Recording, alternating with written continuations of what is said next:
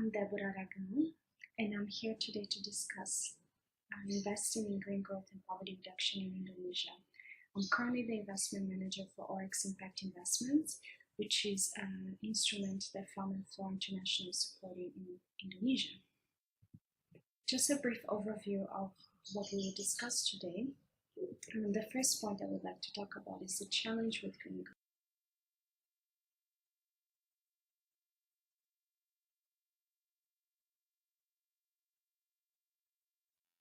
Somebody clicked. Please, all presenters don't click. Thank you very much. So I would like to start with a brief overview of what we see as a problem or the current situation in Asia. As most of you know, Asia harbors some very important ecosystems that are under strong threat. These ecosystems harbor important species that exist nowhere else on the planet, and there are very strong severe threats currently going on in these places.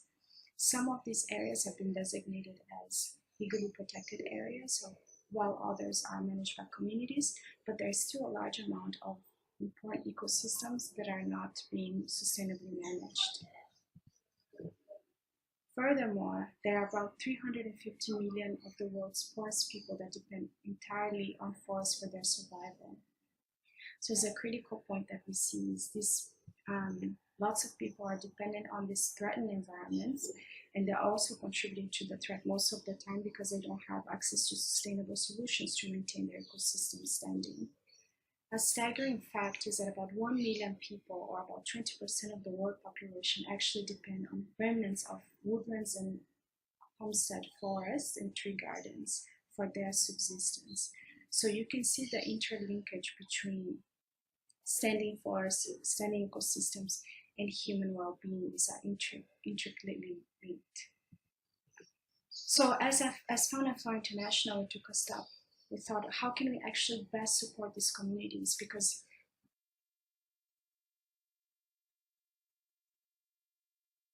important areas, but also really further human well-being. So we thought, what are the approaches that we can use? How can we best link this need for sustainable livelihoods, but also our desire to maintain forest standing or marine ecosystems intact?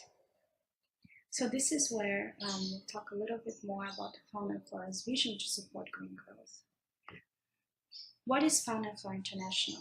Fauna and Flora International is FFI, is an NGO based in the UK, whose mission is to conserve threatened species and ecosystems worldwide, choosing sustainable solutions based on science and that also account for human needs. So as you can see, at the heart of FFI's mission is this desire to not only benefit biodiversity, but also bring the human well-being element into it. Currently, we're working in around 40 countries in the world, and we have the largest presence is in Southeast Asia, in the Asia-Pacific region, where we have active projects in Indonesia, Laos, Cambodia, Myanmar, Philippines, Vietnam, China, and Australia, so we're quite spread.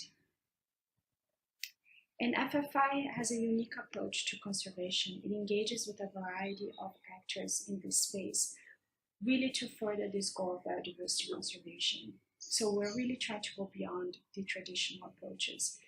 When we are looking at an ecosystem under threat, we look at a variety of actors that can actually benefit that ecosystem and they can actually support it. Be them local communities through the development of REDD+ projects or community development projects, the other civil society actors that we can help them build their capacity to better manage those ecosystems, be them large companies that are threatening the ecosystems and how can we actually engage them to be more sustainable in their practices, or be them small and growing businesses or small medium enterprises. How can these small medium enterprises that have an interaction with these ecosystems that are threatened have a positive impact? So currently where we are is we have developed a financial mechanism that will support the small and growing businesses, and it will include a blended financial approach, which we'll discuss in a second.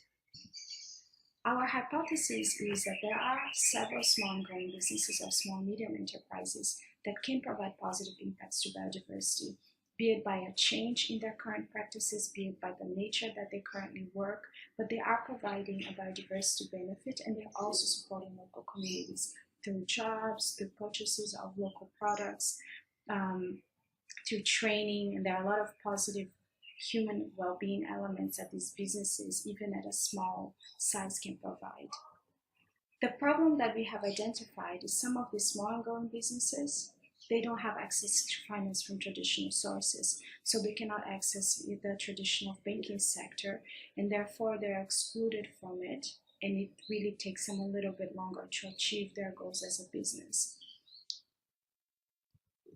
Our approach in this space is the development of Oryx Impact Investments, which would be a fund that will provide small and medium enterprises that can demonstrate a positive biodiversity and human well-being development impact. We'll provide them with loans. So that's really our core, is provide these businesses with loans and technical assistance to make them grow and sustain themselves in the future so they can continue to provide these positive benefits. Now we can go into more depth about explaining what Oryx Impact Investments is. Oryx has a unique approach, so we're going to target exclusively small and growing businesses or small medium enterprises that can demonstrate a positive biodiversity approach and also have a significant human or social impact, either through a change in their current behavior, be it a business that is not doing a sustainable practice but wants to change into a more sustainable practice, or be it a business that's already providing a strong sustainable economic and environmental benefit to their ecosystem, and will help them continue to grow. In our view, one of the most unique elements that we bring into this sector is that we're looking at businesses that are still at a startup stage.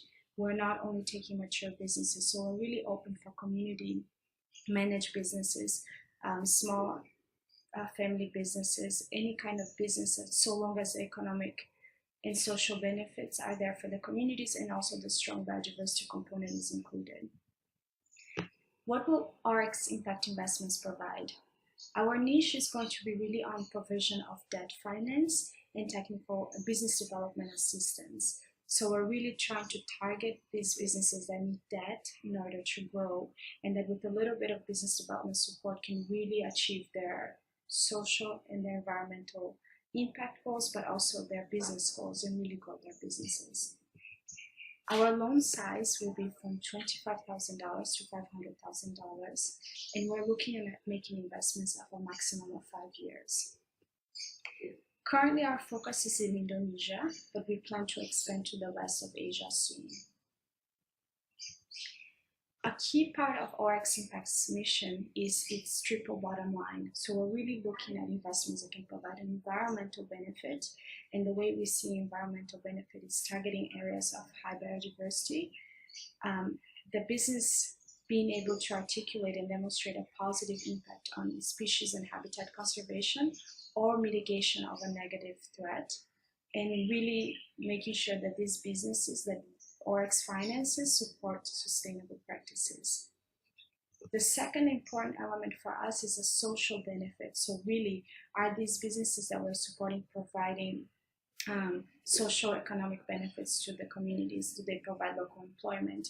Do they support livelihoods through the purchase of non-timber forest products, for example, or agricultural products? What is the linkage between the business and the local community, and how does it impact? And finally, we're looking for a financial return. We're not a typical investor that's looking for a high return, but we want to really make sure that the businesses that we select are financially viable and can demonstrate the capacity to repay us in the end of our investment period. So really, this is our vision for our impact, is looking at the environmental, social, and financial benefits or impacts of these businesses, and also looking at that as a fund.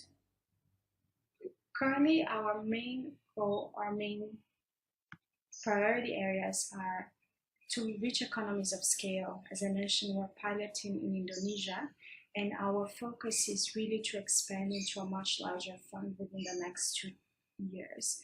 So we're looking at Indonesia as a starting point, and really looking at other places in Asia that we can see opportunities to support green growth, but really we want to be an agile mechanism. We want to make sure that these businesses have the financing when they need it to better improve their business and not have to wait for a long time. So we're looking for ways that we can explore being more agile and more responsive to clients and how we can replicate this model. So we're trying to raise interest from donors and investors around the region so we can test this model elsewhere besides Indonesia, and really look for having a deeper biodiversity and social benefit throughout the region. And the third main area that we're currently focusing on is the demonstration of environmental and social returns. As I mentioned in the previous slide, this is our heart, is to provide the environmental and social returns together with the financial return. So we're developing a model on how we will measure our financial and social, so how we measure our environmental and social return. And we want to make sure we can demonstrate that at a fund level with a really robust monitoring system and methodology behind it. And underpinning this strategy, we're trying to develop strong partnerships throughout the region which will enable us to grow as we expand the fund. So now I'd like to turn this a little bit to the audience and ask you how you think Oryx fits within the rest of the Asia Pacific countries. Do you find that there are enough business models that can contribute to green growth and poverty alleviation in the countries that you are working in? And what are the challenges that a fund like Oryx would face on those countries? I'd really like to open this discussion to understand from your side how we could actually, if there is a possibility for us to expand as Oryx, and how we could actually facilitate that.